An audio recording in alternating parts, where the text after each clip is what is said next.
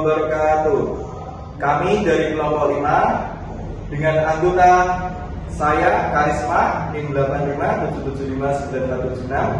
Saya Sandisma Haryani dengan NIM 8577760005. Saya Sherly Ernawati dengan NIM 8577594483. Saya Sila Dinanda dengan NIM 8577595448. Saya dengan Aminul juga dengan NIM 8577611419. Saya Jono Saputro dengan NIM 8577488577. Di sini kami akan mempraktekkan untuk materi yang pertama. Silahkan Mbak Awit dan Mbak Sila. Untuk praktek yang pertama kita akan melakukan praktikum IPA pada modul 1 KP2 tentang simbiosis. Selamat menyaksikan. Tujuan percobaan.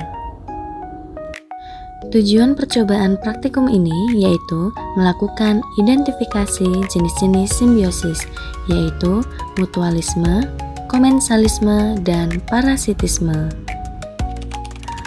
Alat dan bahan. Alat dan bahan yang perlu kita gunakan dalam praktikum ini adalah 1.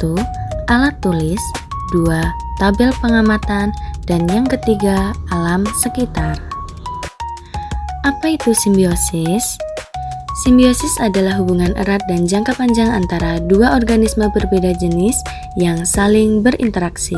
Simbiosis dibagi menjadi 3, yaitu simbiosis mutualisme, simbiosis parasitisme, dan simbiosis komensalisme.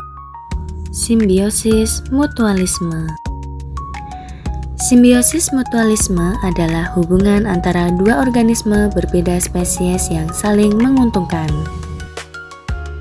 Contohnya yang pertama yaitu ada kupu-kupu dan bunga. Kupu-kupu mendapatkan nektar sebagai makanan, sementara bunga mendapatkan bantuan penyerbukan dari kupu-kupu. Kemudian yang kedua ada lebah dan bunga.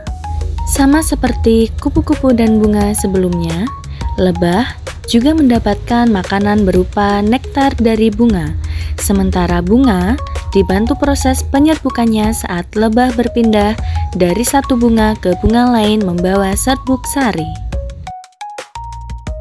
Simbiosis parasitisme. Simbiosis parasitisme adalah hubungan antara dua organisme di mana satu pihak mendapatkan keuntungan dengan merugikan pihak lain. Contohnya yaitu ada nyamuk dan manusia. Nyamuk dan manusia termasuk ke dalam simbiosis parasitisme di mana nyamuk diuntungkan dan manusia dirugikan. Nyamuk mendapatkan nutrisi berupa darah untuk kelangsungan hidup dan perkembangbiakannya, sementara manusia dirugikan karena gigitan nyamuk menimbulkan rasa gatal dan berpotensi menularkan penyakit berbahaya seperti malaria atau demam berdarah. Simbiosis komensalisme. Simbiosis komensalisme adalah hubungan antara dua makhluk hidup yang menguntungkan salah satu pihak, sementara pihak lainnya tidak mendapatkan keuntungan maupun kerugian. Contohnya adalah tanaman pakis dan pohon. Tanaman pakis sebagai epifit mendapatkan keuntungan seperti tempat untuk tumbuh dan cahaya matahari, sementara pohon inangnya tidak diuntungkan maupun dirugikan.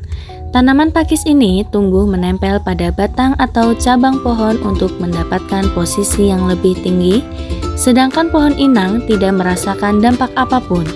Karena tanaman pakis ini berbeda dengan parasit, karena pakis tidak mengambil nutrisi dari pohon inangnya. Kemudian ada juga anggrek dan pohon matua. Anggrek dan pohon matua termasuk ke dalam simbiosis komensalisme, karena anggrek mendapatkan keuntungan berupa tempat hidup, cahaya, dan air, sementara pohon matua tidak diuntungkan maupun dirugikan. Anggrek bertindak sebagai epifit yang menempel pada pohon, tetapi tidak mengambil nutrisi dari pohon inangnya, sehingga pohon matua tidak terganggu dan juga tidak memberikan keuntungan. Sekian hasil praktikum dari kelompok kami. Jika ada kekurangan, mohon maaf yang sebesar-besarnya. Terima kasih. Wassalamualaikum.